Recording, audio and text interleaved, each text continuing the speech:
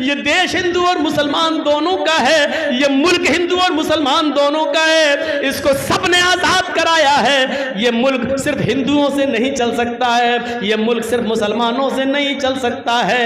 ये मुल्क तभी चलेगा जब कांटा राम को चुभे और उसका दर्द रहीम के दिल में हो, और जब रहीम की बेटी मरे तो उसका दर्द और उसकी तकलीफ राम को हो। जब तक यह एहसास हमारे अंदर पैदा नहीं होगा, ये मुल्क मेरे भाइयों तरक्की की राह पर गामजन नहीं हो सकता है। कल तक एक मुसलमान दाढ़ी वाला स्कूटर चलाता था तो उसका दोस्त उसके पीछे शंकर भगवान की मूर्ति लेकर या गणेश की मूर्ति लेकर बैठ जाता था कि मुझे मेरे घर तक छोड़ दो, और वो मुसलमान दाढ़ी वाला स्कूटर चलाते हुए, मोटरसाइकिल चलाते हुए उसको उसके घर तक छोड़ देता था कि चलो, हमें तुम्हारी आस्था से क्या मतलब, शंकर की मूर्ति हो या गणेश की, हम तुम तो भाई भाई हैं, हमारा और आपका खून तो एक ही है, आप भी आदम की औलाद, मैं भी आदम की औलाद। लेकिन मेरे भाइयों, यहाँ तो तसव्वुर ही दूसरा है। यहाँ तो हालात ऐसे हैं कि कम कपड़े पहनोगी,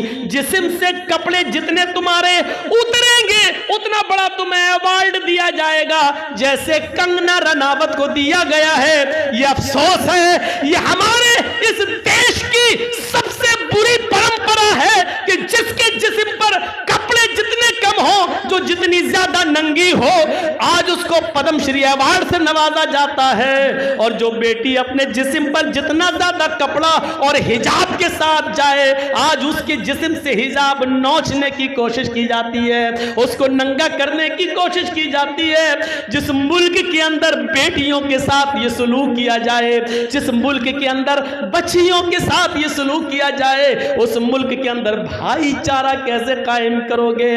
उस मुल्क के अंदर हिंदू और मुसलमान दोनों को एक करने की कैसे कोशिश करोगे? जो खाइयां इस सरकार ने और गवर्नमेंट ने पैदा कर दी हैं, मेरे भाइयों, बाद में आने वाली नस्लें भी इसको भर नहीं पाएंगी। जो नफरतें और जो कतूरतें और जो दुश्मनियां मेरे भाइयों इस सरकार ने एक दूसरे के दिलों में भरने की कोशिश की है, दोनों तरफ से ये कदूरतें भरी जा रही हैं, दोनों तरफ से ये अदावत एक दूसरे के खिलाफ भरी जा रही हैं। एक हिंदू हिंदू कर रहा है तो दूसरी तरफ से मुसलमान मुसलमान की सदाएं लगाई जा रही है। कोई ये बताने के लिए तैयार नहीं है ये देश हिंदू और मुसलमान दोनों का है, ये मुल्क हिंदू और मुसलमान दोनों का है। इसको सबने आजाद कराया है। ये मुल्क सिर्फ हिंदुओं से नहीं चल सकता है, ये मुल्क सिर्फ मुसलमानों से नहीं चल सकता है।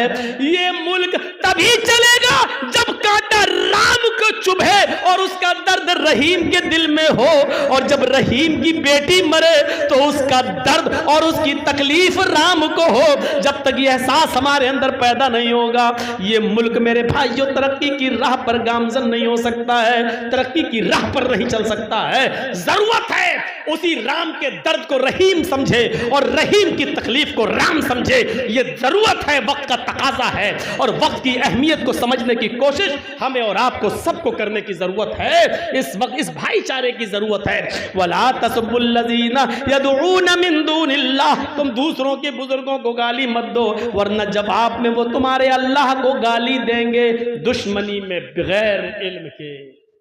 अब देख रहे हो कैसे एक मुसलमान से कहा जा रहा है, वीडियो देखिए आप, देखने की हिम्मत नहीं होती है। जमीन पर थूका जा रहा है, उससे कहा जा रहा चाट, बोल अल्लाह को मां की गाली। तसव्वुर करो क्या है, अल्लाह के लिए मां का लफ्ज इस्तेमाल, मां की गाली, बहन बेटी की गाली, और उस दाढ़ी वाले की दाढ़ी पकड़कर नोचते हुए कहा कबोल जय श्री राम। ये कौन सा? ये तो हमारे मजहब के अंदर भी नहीं है। ला इकराहा फिद्दीन, दीन में जबरदस्ती नहीं है ही नहीं। अगर जबरदस्ती किसी की कंपट्टी पर बंदूक रखकर अगर आपने किसी को मुसलमान किया तो उसका इस्लाम माना ही नहीं जाएगा, उसकी नमाज मानी नहीं जाएगी, उसका रोजा माना ही नहीं जाएगा। कोई चीज नहीं है ये। हमें समझने की जरूरत है हम दूसरों के बुजुर्गों को क्यों बुरा भला कहें। हदीसें पढ़िए, अल्लाह के नबी तो फरमाते इरहमू मन फिल अर्ज़ यरहमुकुम मन फिस समा। तुम जमीन वालों पर रहम करो, ये नहीं कहा जा रहा है मुसलमानों पर रहम करो, आए मुसलमानों आपस में एक दूसरे पर रहम करो, ये नहीं कहा जा रहा है। क्या कहा जा रहा है? इरहमू मन फिल अर्ज़, मुसलमानों तुम जमीन वालों पर रहम करो। जमीन में जो भी हो, हिंदू मुसलमान सिख ईसाई जानवर चरिंद परिंद सब, तुम जमीन वालों पर रहम करो। यरहमुकुम मन फिस समा, आसमानों वाला तुम्हारे ऊपर रहम करेगा।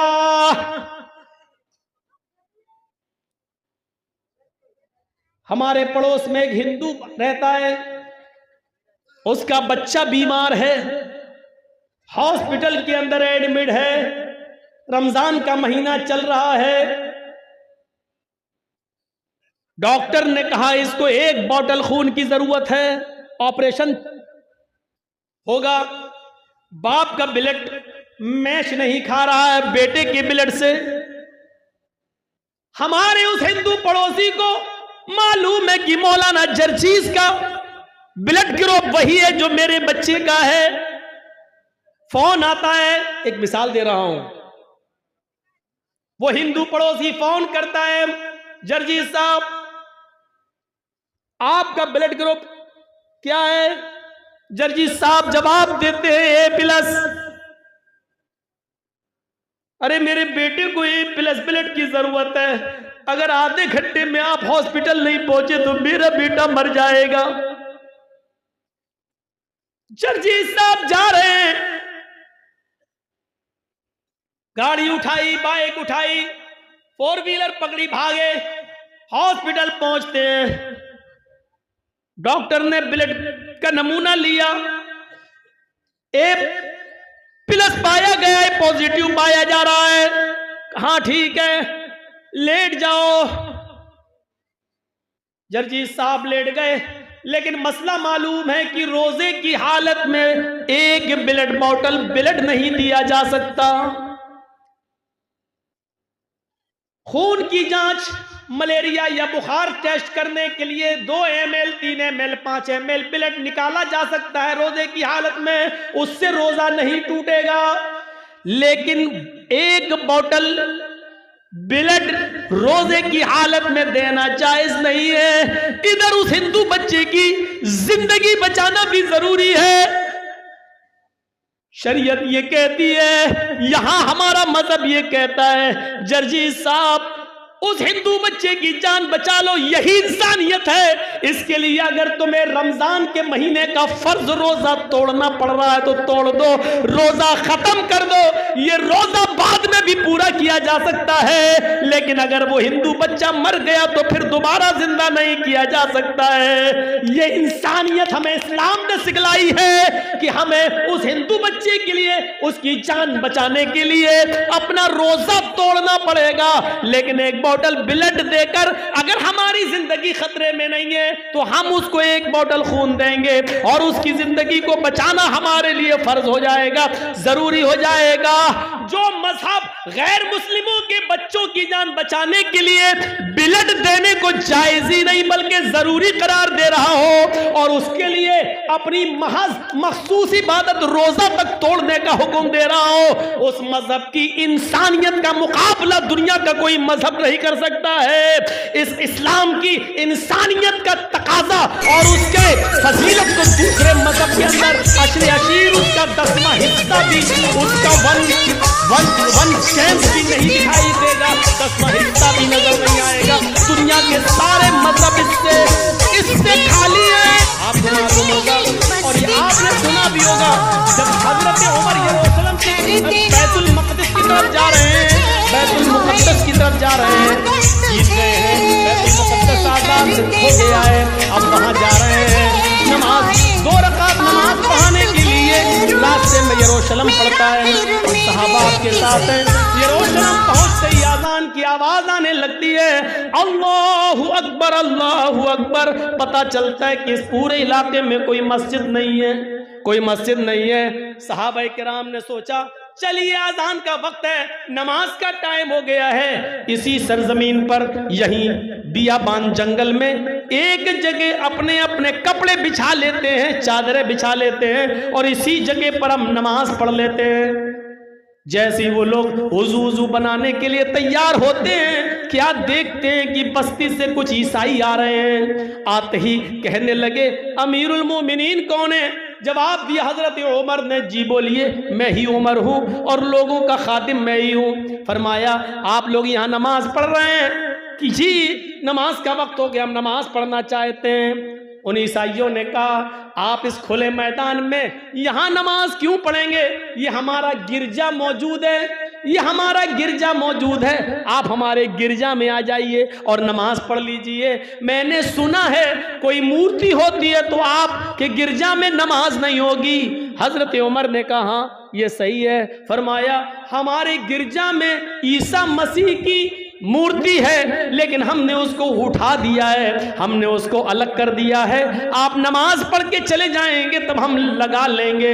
अमीरुल मोमिनीन आप गुजर रहे हैं, हमने ईसा मसीह की का स्टेच्यू, उनका मुजस्समा मैंने हटाकर अलग कर दिया है और मैंने पूरे गिरजा को धुल दिया है, पानी मार दिया है, ताकि आपको ये न लगे कि यहाँ गैर मुस्लिमों की पूजा हम लोग पूजा किए हैं, ईसा मसीह के सामने झुके हैं तो ये मंदिर या गिरजा नापाक है।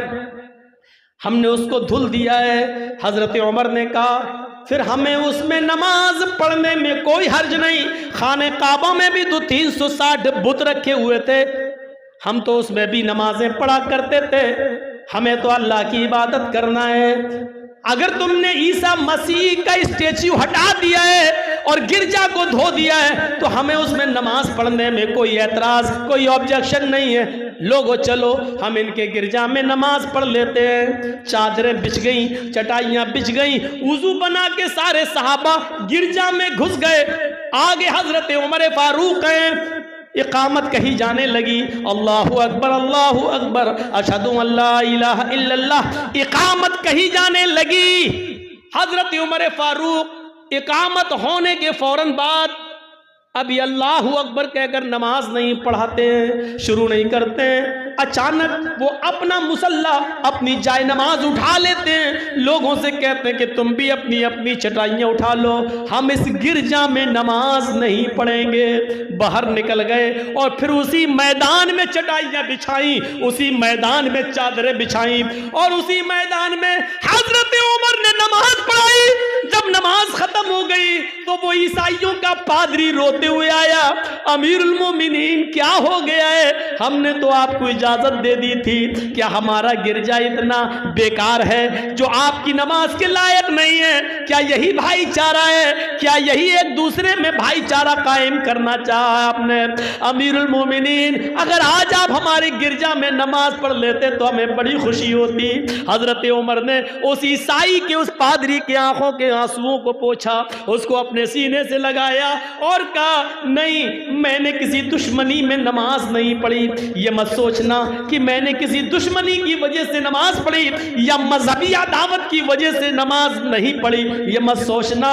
आए मेरे ईसाई भाई, मैं तो उसमें नमाज पढ़ाने के लिए चला ही गया था, अल्लाहु अकबर कहकर नियत बांधने ही वाला था, लेकिन मेरे जहन में ये ख्याल आ गया, आए उमर, आज अगर तूने इस गिरजा में नमाज पढ़ ली, आज अगर तूने इस गिरजा में नमाज अदा कर ली तो ऐसा ना हो 100 साल, 200 साल, 400 साल, 500 साल के बाद आने वाली नस्ल ये तसव्वुर न करने लगे कि ये पहले मस्जिद थी, इसमें उमर ने नमाज पढ़ी थी, उमर के साथियों ने नमाज पढ़ी थी।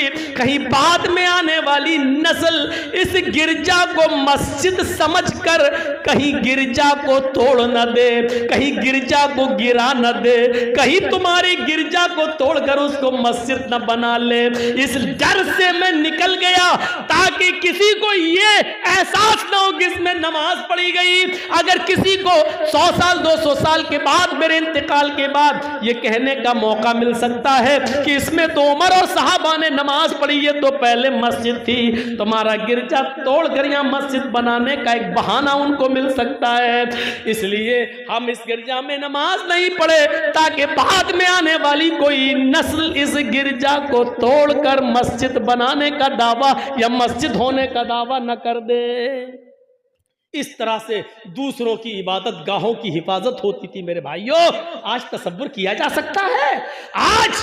आज तसव्वुर नहीं किया जा सकता है। आज तो जिसकी लाठी उसी की भैंस, अदल और इंसाफ नाम की सारी चीजें उठ चुकी हैं, इसलिए इंसानियत भी उठ चुकी है। आज देख लो मेरे भाइयों, और ऐसा इंसाफ इस जमीन की नजरों ने और आसमान की आंखों ने, इस जमीन की छाती ने और आसमान की आंखों ने एक मंजर और देखा कि उसी मुल्क के शाम के अंदर हजरत उमर फारूक का बेटा खजूर के सड़ जाने के बाद जो रस होता है उसमें नशा आ गया था, वो नबीज बन गई थी, और उसने उठाया और पी लिया और उसमें नशा आ गया था। यह खबर जब वहां के गवर्नर को मिली तो उस गवर्नर ने हजरत उमर फारूक के बेटे को बुलाया और पूछा, क्या तुमने नबीज पी ली थी, नशा इस्तेमाल कर लिया था?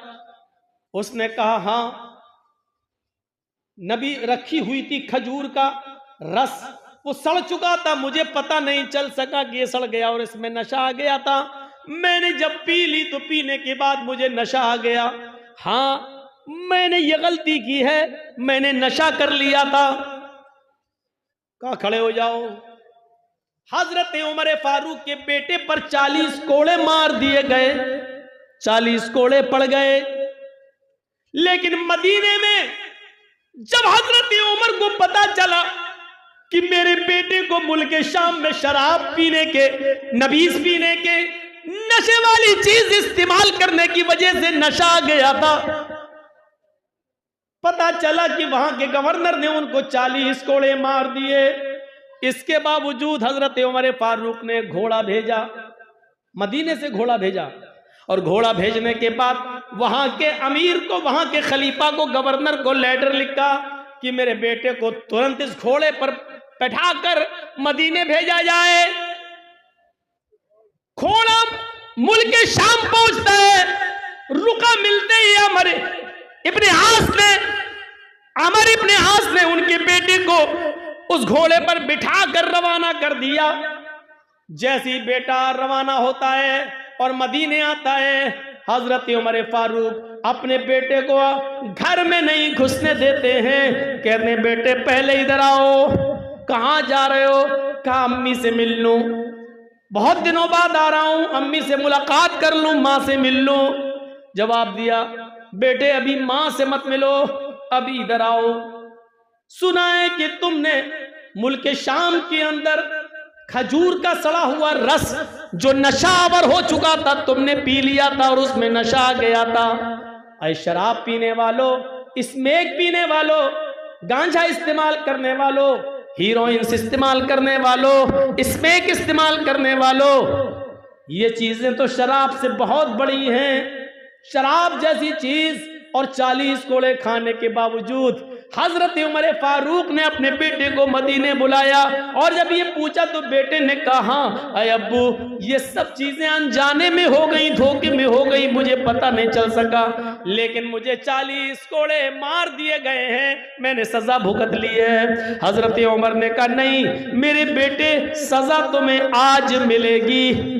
मैंने 4 जल्लादों को खड़ा किया है, एक जल्लाद 10 कोड़े मारेगा, उसके बाद हट जाएगा, क्योंकि अब उसके हाथ में मारने की ताकत कुछ कम हो जाएगी।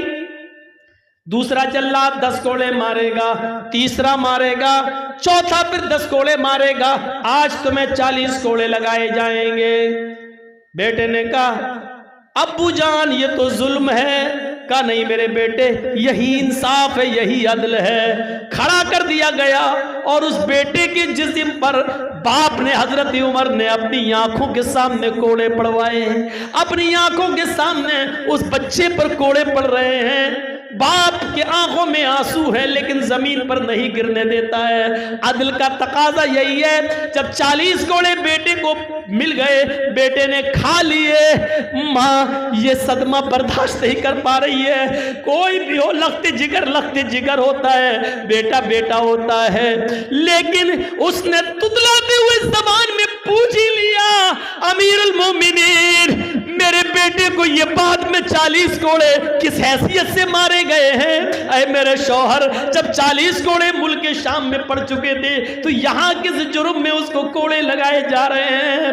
हजरत उमर ने जवाब दिया, अरे मेरी बीवी और अरे समाज के लोगों, मैंने ये कोड़े इसलिए यहां लगाए क्योंकि मुझे यकीन नहीं है हजरत अमर इब्न आस ने मेरे बेटे पर जो कोड़े मारे हैं वो जोर से कोड़े मारे गए होंगे, वो पूरी ताकत से कोड़े बरसाए गए होंगे। मुझे उम्मीद नहीं है, क्योंकि जब मेरे बेटे को कोड़े मारे जा रहे होंगे तो अमर इब्न आस के सामने ये बात रही होगी कि ये उमर फारूक का बेटा है, और जिस जल्लाद ने कोड़े मारे होंगे वो भी मालूम होगा कि ये उमर का बेटा है। तो जितनी जोर से कोड़ा मारना चाहिए उतनी जोर से मेरे बेटे को कोड़ा नहीं मारा गया होगा, इसलिए कि ये उमर का बेटा है, इसके साथ रियायत की गई होगी। मेरी बीवी और समाज के लोगों, मुझे अमर इब्न आस और वहां के जल्लाद के कोड़ों पर एतबार नहीं है, इसलिए मैंने अपनी आंखों के सामने इन जल्लादों से 40 कोड़े मरवाए हैं, पड़वाए हैं। अब मुझे यकीन है कि मेरे कोड़े को, मेरे बेटे को जो सजा मिली वो सही। अब मैं कयामत के दिन अल्लाह के सामने, अर्श के सामने खड़े होकर कह सकता हूं कि मैंने अपने बेटे को अपनी आंखों के सामने सजा दिलवाई। ये अदल था, ये अदल, और इस अदल के बिना मेरे भाइयों इंसानियत जिंदा नहीं रह सकती है। इंसानियत का एहतराम तभी होगा जब अदल हमारे अंदर पाया जाएगा, चाहे वो हिंदू हो, मुसलमान हो, सिख हो, ईसाई हो, आपका अपने घर में आपके औलाद हो, आपकी बेटे और बेटियां हो, आपके रिलेटिव्स, रिश्तेदार हो, जब तक अदल नहीं होगा इंसानियत जिंदा नहीं रहेगी। इंसानियत को जिंदा रखना है तो अदल का तकाजा है मेरे भाइयों कि सबके साथ अदल किया जाए। वला यजरिमन्नकुम शनानु कौमिन अला अल्ला तादिलू इअदिलू व अक़रबु लित्तक़वा। सबके साथ इंसाफ करो और यही तक़वा के ज्यादा करीब है और इंसानियत का दर्स